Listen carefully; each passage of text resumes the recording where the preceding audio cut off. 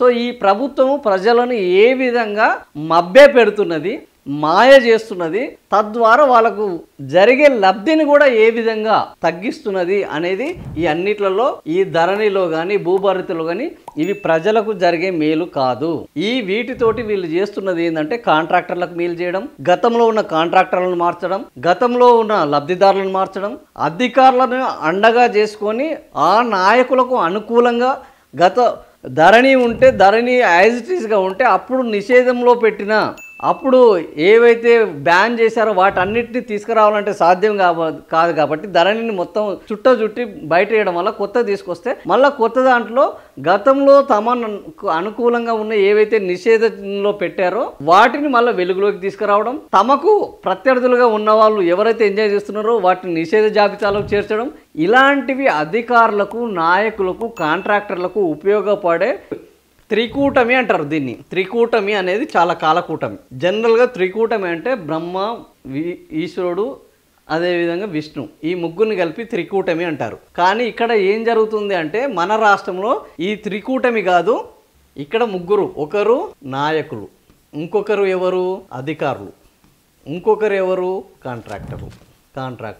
ఈ ముగ్గురు త్రికూటమిగా తయారయ్యారు. ఇలా డైరెక్ట్ డబ్బులు ఇచ్చేటోడు వీడు డబ్బులు ఇవ్వడానికి నిబంధనలు, ఎట్లా నువ్వు ఈ డబ్బులని దండుకోవచ్చు, ఈ డబ్బులని ఏ పద్ధతిలో మనం అందరం కలిసి పంచుకోవచ్చు అని సలహాలు ఇచ్చేటాయన ఈయనకు నీ వెనక నేనున్నా, నువ్వు ఏమైనా అక్రమాలు చేయరా భయ్, నేను చూసుకుంటాను అని చెప్పటాయన ఈయన. ఈ ముగ్గురు కలిసి ఈరోజు ఈ త్రికూటమి అనేది ఒక కాలకూట విషంగా మారి జనాల మీద వాళ్ళ ప్రభావాన్ని చూపెడుతున్నారు తప్ప జనానికి రూపాయి ఉపయోగం లేదు. ఈ రోజు మనం ఇప్పుడు చెప్తున్నది కూడా ఈ త్రికూటమిలోనే.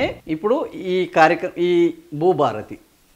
భూభారతి ఏంది అని అంటే ఇదే ధరణిలో నిషేధ జాబితాలో ఏవైతే పెట్టారో వాటిని బయటికి తీసుకురావాలి. వాటిని బయటికి తీసుకొచ్చేది ఎవరు? అధికారులు. ఈ నిషేధ జాబితాలో ఉన్నది ఎవరి?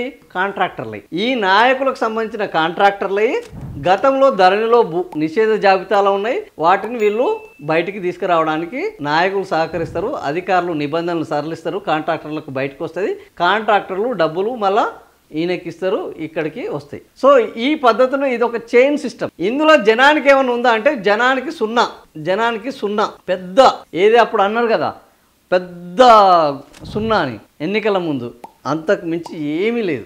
జనాలకు నిజంగానే ధరణి భూభారతిగా మారితే ఎంతమంది పేద ప్రజలకు 21 నెలల్లో మేలు జరిగింది, ఎంతమంది పేద ప్రజల భూములను గతంలో అన్యాయంగా అక్రమంగా ఈ ధరణి కింద నిషేధ జాబితాలో చేర్చిన బయటకు వచ్చినాయి, ఎంతమంది కుటుంబాల్లో ఈ ధరణి వల్ల చాలా వరకు అన్నదమ్ముల భూములను అడ్డగోలుగా వేరే వాళ్ళ పేరు మీద చేశారు, అట్లాంటివి ఇప్పుడు వాటికి విముక్తి లభించింది. ఎంతమంది ఈ ఇందిరమ్మ రాజ్యంలో ఈ పేదలకు ఈ భూములను అన్యాయంగా కోల్పోయిన వరకు న్యాయం జరిగింది అంటే ఒక్క లెక్క కూడా ఉండదు. ఇది పరిస్థితి. సో ఇట్లాంటి పరిస్థితి నుంచి ఇప్పుడు ముఖ్యమంత్రి ఏం చెప్తున్నారు అంటే ఇది ఆనాటి పాలకులు అంటించిన వైరస్. Yes, 100% virus. కానీ ఈ వైరస్ను తగ్గిస్తున్నారా పెంచుతున్నారా? ఇది ఇక్కడ ప్రధానమైన చర్చ.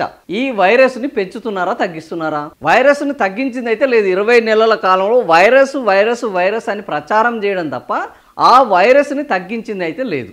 వైరస్ను ఇప్పుడు అది పెరుగుతుందా అక్కడనే ఆగుతుందా అనేది కూడా తెలియని పరిస్థితిలో ఒక అయోమయ పరిస్థితి నెలకొని ఉన్నది. ఇక భూభారతి చట్టంతో ఆ దుస్థితిని భూభారతి ఎక్కడ ఆ దుస్థితి ఈరోజు భూభారతి వల్ల మాకు మేలు జరిగిందని ఒక్క రైతు కానీ ఒక్క లబ్ధిదారుడు కానీ చెప్పుకునే పరిస్థితి ఇప్పటి వరకు ఎక్కడన్నా ఉందా? ఏ రోజైనా మనం ఇన్ని రోజు వార్తల పేపర్లో చూస్తున్నాం భూభారతి వల్ల అటు కాంగ్రెస్ పత్రికలు ఉన్నాయి, ఇటు తెలంగాణ పత్రికలు ఉన్నాయి, ఇటు బీఆర్ఎస్ పత్రికలు ఉన్నాయి, అన్ని పత్రికలు మనం ఆల్మోస్ట్ ప్రధాన పత్రికలు అన్నింటినీ చూస్తున్నాం. ఎక్కడన్నా మనకు భూభారతి వల్ల మాకు లబ్ధి జరిగింది అన్న వార్త మనం చూస్తున్నామా? లేదు. ఆ దుస్థితిని ఎవరికి దూరం చేశారు? వీళ్లకు. ఈ దుస్థితిని దూరం చేసింది కేవలం కాంట్రాక్టర్లకు, భూస్వాములకు, అక్రమార్కులకు.